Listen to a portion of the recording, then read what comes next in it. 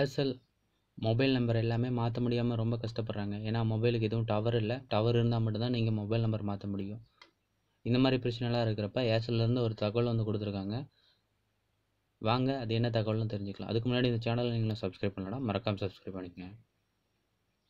உங்களோட Aircel mobile number எல்லாமே வந்துட்டு மாற்றணும் அப்படிங்கிற கட்டாயத்துக்கு நம்ம வந்துட்டோம். ஏன்னா ஏர்செல் வந்து தன்னோட கம்பெனி வந்து மூட போகிறதா சொல்லியிருக்காங்க. அது எப்போன்னா February 28 அந்த டேட்டுக்குள்ளே மூட போகிறதா சொல்லியிருக்காங்க. ஆனால் March 10 வரைக்கும் அதனோட டவர்ஸ் வந்து நம்மளுக்கு ப்ரொவைட் பண்ண போகிறதாகவும் சொல்லியிருக்காங்க. என்ன காரணம்னா நீங்கள் அதுக்குள்ளே உங்கள் மொபைல் நம்பர் மாற்றுறதுக்கான SMS, அதாவது மொபைல் நம்பர் போர்ட்டபிலிட்டி, இந்த MNP இந்த கோடை வந்து நீங்கள் வாங்குறதுக்காக SMS அனுப்பணும். அந்த SMS அனுப்புறதுக்கு கண்டிப்பாக டவர் வேணும். அந்த ஆப்ஷனுக்காக இந்த வந்து March 10 வரைக்கும் உங்களுக்கு கையில் கொடுக்குறாங்க. March 10 வரைக்கும் உங்களுக்கு டவர் கொடுக்குறாங்க. நீங்கள் அதுக்குள்ளே நீங்கள் வந்து மாற்ற வேண்டியதெல்லாம் மாற்றிக்கலாம். நீங்கள் உங்கள் மொபைல் நம்பர் போர்ட் பண்ணுறதுக்காக என்ன பண்ணணும்னு நான் சொல்லிக்கிறேன். PORT அப்படின்னு சொல்லிட்டு கேபிட்டல் லெட்டர் டைப் பண்ணிக்கங்க. அதுக்கப்புறம் சின்னதாக ஒரு இடம் விட்டுட்டு உங்களோட மொபைல் நம்பர் டைப் பண்ணி 1900 அப்படிங்கிற நம்பருக்கு வந்து நீங்கள் SMS அனுப்புங்க. SMS அனுப்புனா உங்களுக்கு வந்துட்டு மொபைல் நம்பர் போர்ட்டபிலிட்டிக்கான மொபைல் நம்பர்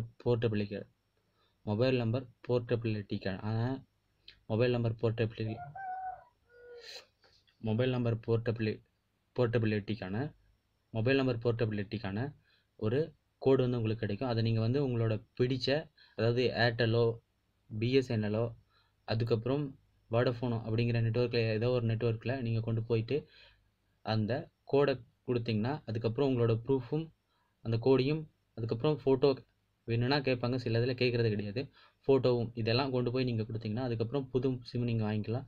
அதுக்கப்புறம் அது வந்து உங்களுக்கு வந்துட்டு 2 ஒர்க்கிங் டேஸில் வந்துட்டு உங்களுக்கு வந்து மாறிடும். அதுக்கப்புறம் நீங்கள் வந்து யூஸ் பண்ணலாம். மொபைல் நம்பர் போர்ட்டபிலிட்டிக்கான கோடு உங்களுக்கு கிடச்சிடும். அதுக்கப்புறம் நீங்கள் என்ன பண்ணுறீங்கன்னா உங்களோட ப்ரூஃப், அதாவது என்ன ப்ரூஃப் கொடுத்து வாங்குனீங்களோ அந்த ப்ரூஃப், ஒரு ஃபோட்டோ, அதுக்கப்புறம் இந்த கோட் இதெல்லாம் கொண்டு போயிட்டு உங்களோட நியரஸ்ட் ஸ்டோர்ஸ், அதாவது நீங்கள் என்ன மொபைல் நம்பருக்கு மாற்ற போகிறீங்களோ, என்ன மொபைல் நெட்ஒர்க்குக்கு மாற்ற போகிறீங்களோ அந்த ஸ்டோர்ஸில் கொண்டு போய் கொடுத்தீங்கன்னா நீங்கள் வந்து அந்த அந்த அந்த நெட்ஒர்க்குக்கு வந்து மாறிக்கலாம். அதாவது ஏர்டெல்லோ, அதுக்கப்புறம் BSNLோ, வோடஃபோனோ இந்த மாதிரி ஏதோ ஒரு நெட்ஒர்க்குக்கு நீங்கள் மாறிக்கலாம். மாறிட்டு நீங்கள் யூஸ் பண்ணிக்கலாம்.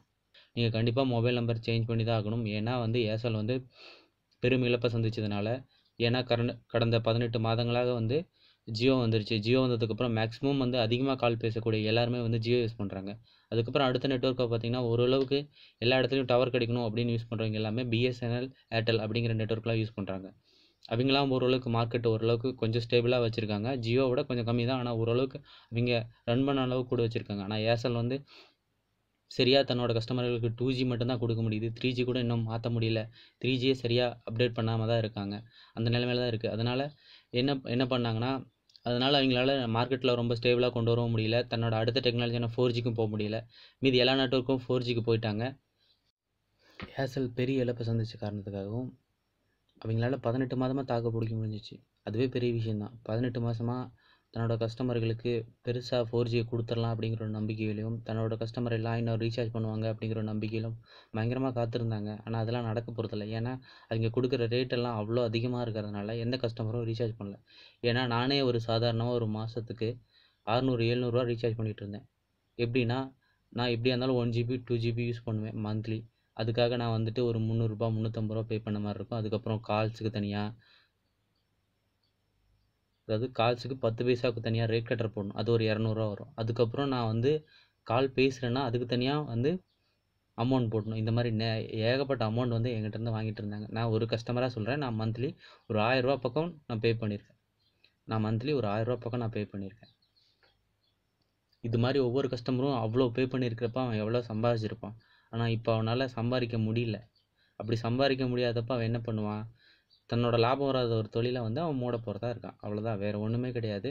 நீங்கள் வந்து March 10க்குள்ளே உங்களோட நெட்ஒர்க் வந்து மாற்றிக்கிங்க. இதுக்கு மேலே நம்ம வந்து அவங்கக்கிட்ட போராடி ஒன்றும் பண்ண போகிறது கிடையாது. ஏன்னா அவன்கிட்ட வந்து நம்ம வந்து திரும்ப இதே மாதிரி ஏமாந்து மாதம் 1000 2000 ரீசார்ஜ் பண்ணி நம்ம பொழப்பு நடத்த முடியாது. ஏன்னா இருக்கிற விலைவாசி என்னன்னு நமக்கே தெரியும். ஏற்கனவே GST அது இதுன்னு நம்மளை போட்டு டார்ச்சர் பண்ணிட்டுருக்காங்க. நீங்கள் பேசாமல் வேறு நெட்ஒர்க் மாறிடுங்க. மாறுங்க, ஓரளவுக்கு இருக்கிற நெட்ஒர்க் மாதிரி மாறிக்குங்க. BSNL, ஏர்டெல் அப்படிங்கிற மாதிரி நெட்ஒர்க் மாறுங்க. அதர் நெட்ஒர்க்லாம் எனக்கு அந்தளவுக்கு நம்பிக்கை இல்லை. வோடஃபோன் கூட கொஞ்சம் நம்பலாம்.